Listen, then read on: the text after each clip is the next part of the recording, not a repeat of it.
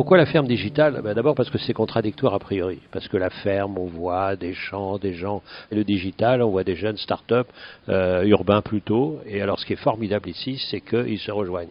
Et on voit un enthousiasme incroyable, et en même temps avec des valeurs clairement affirmées.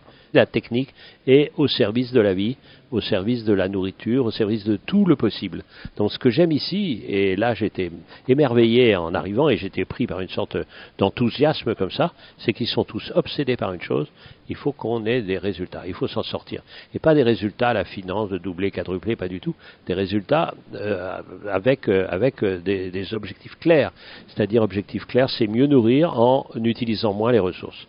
C'est mettre toute cette technique au service de l'essentiel, c'est-à-dire au service de la vie. Donc ce qui me frappe, ce qui m'a frappé moi pendant toute cette journée, c'est toute cette bataille de la vie et toute cette sorte de frénésie des possibles. On croyait que c'est pas possible, on l'a fait. Et donc ils sont tous là, et ils se parlent, et c'est très joyeux pour quelqu'un comme moi, puisque ça fait 15 ans que j'investis dans des startups, bon, c'est des aventures souvent solitaires. Donc se retrouver entre comme ça, jeunes chefs d'entreprise, et pouvoir échanger, ça permet d'aller plus vite, se sentir moins seul, et puis d'être plus culotté au fond. C'est-à-dire dépasser l'angoisse en disant « Ah bon, c'est possible ». Et c'est vrai qu'avoir intégré cette puissance de la révolution numérique dans ce domaine-là, c'est passionnant.